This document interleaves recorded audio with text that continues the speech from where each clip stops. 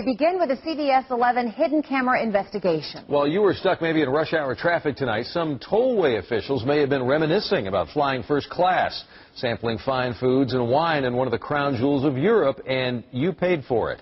Investigator Bennett Cunningham starts us off with a hidden camera video investigation. Bennett? Doug, they went to an international conference on tollways. We uncovered these documents that show officials spent tens of thousands of dollars of your money for an overseas adventure the week after the NTTA raised the amount of money you have to pay to drive the toll road. Rush hour traffic on the Dallas North Tollway. Toll rates are up. Construction is a nightmare.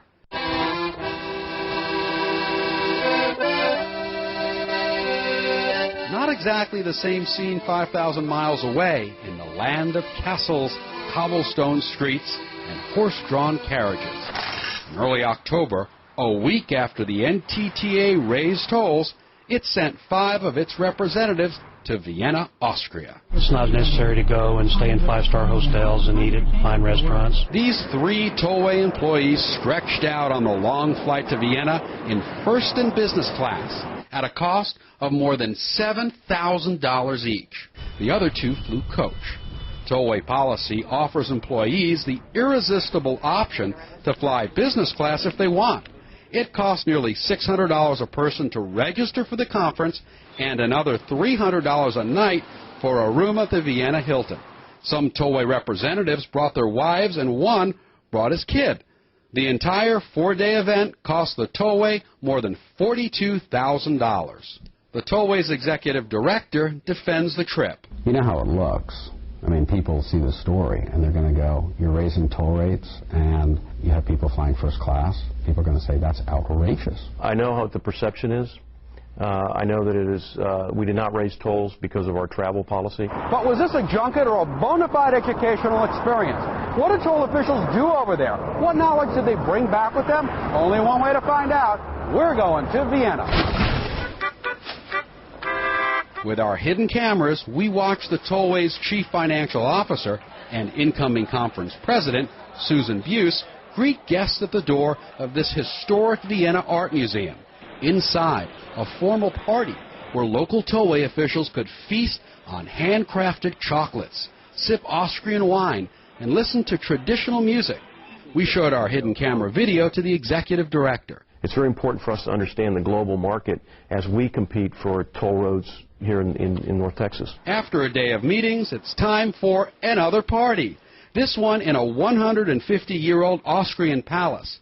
Our tollway officials enjoyed a concert given by the world-famous Vienna Boys Choir.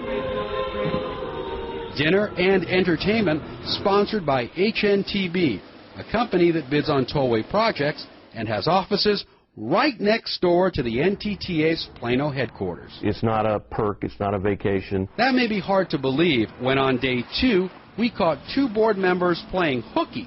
Our camera spotted tollway board members Dave Dennison and Robert Shepard skipping late morning meetings, opting to window shop.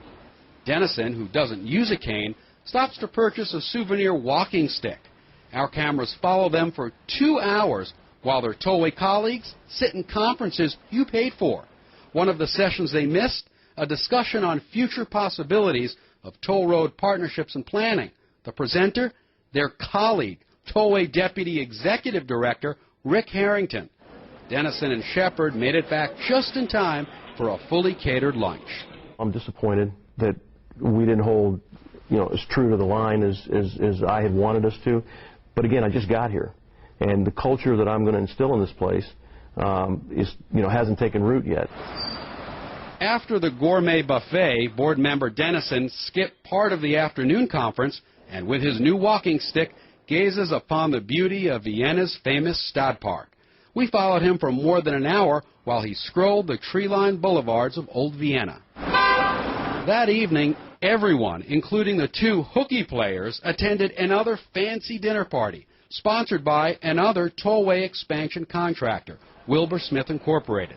A grand staircase leads into the Old Vienna Stock Exchange, where we found our officials at another swanky, sit-down, fully catered dinner with an open bar. I'm going to make it a very clear requirement that when we go to work, we go to work. But on day 3, work included meeting in the lobby at 7:30 in the morning to board a tour bus for a day trip to Bratislava, Slovakia.